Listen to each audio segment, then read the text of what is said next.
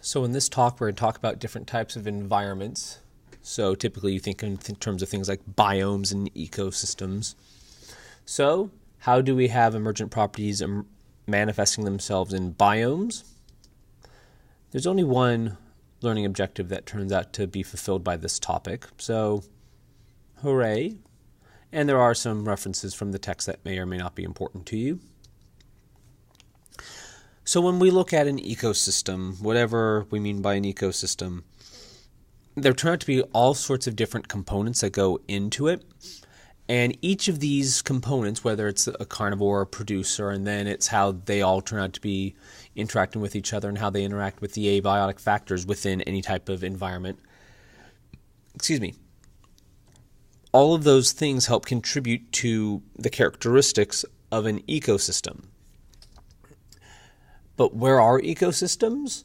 Ecosystems turn out to be everywhere. Your skin is an ecosystem. Your hand is a different ecosystem than your armpits would be, which is a different ecosystem than around your ears turn out to be, let alone this classroom versus any other classroom, or Westminster versus Fountain Valley, or Southern California versus Northern California.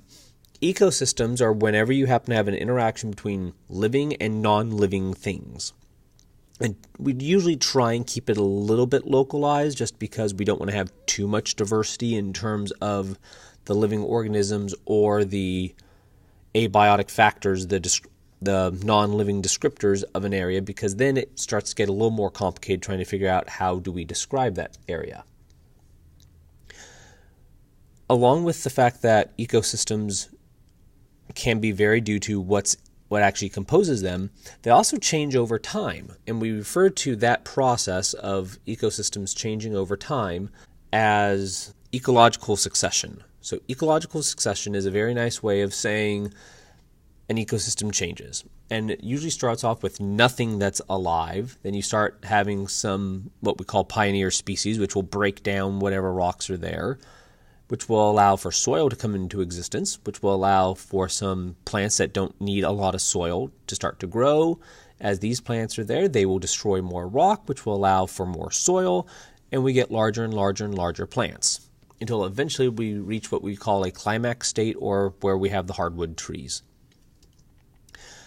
Ecosystems always move towards that climax state, and then we always have something that goes on that hits a reset button. It's nothing that is bad, it just is what it is. And when I look around the world, we happen to get these weird patterns of different types of climax states, because not all conditions will result in a large forest. So as we look around the world, we get patterns of what exists, meaning we'll get areas where there's deserts, we'll get areas where there are things that we call savannas or tropical rainforests, as opposed to a deciduous rainforest or a temperate deciduous forest or a coniferous forest or the tundra or whatever else. We have lots and lots of variety in terms of different types of climax areas. The oceans turn out not to be exempt from this, so they too happen to have their own type of ecosystems that develop into broad generic patterns. Those broad generic patterns, much like what you see here, we see in the ocean, we call those biomes. A biome is a generic pattern of ecosystem. So it's not like, oh yes, this one spot here, this right here is a tundra. This is an example of tundra.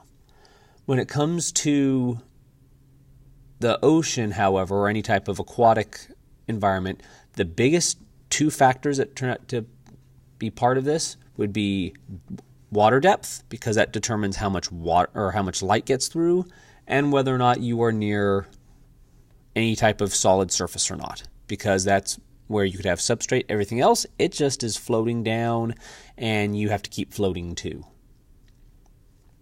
When I look at ecosystems, turns out energy is a big deal inside of these things because we need to keep these things powered. There's a lot of terminology that goes with this, most of which we will save for when we actually talk about some chemical processes, but we need to have energy flowing. We have to have something that harvests energy and something that will then eat the harvester of energy so it can be passed on. We end up calling those things food webs. When we look at oceans or any type of aquatic environment, in order for them to deal with energy flow, we also have to look at oxygen levels, because it turns out oxygen, this gas that we're aware of, whatever it turns out to be, is absolutely essential for ensuring that there turns out to be energy flow inside of any type of aquatic environment. In class, there was a task for you to do dealing with biomes.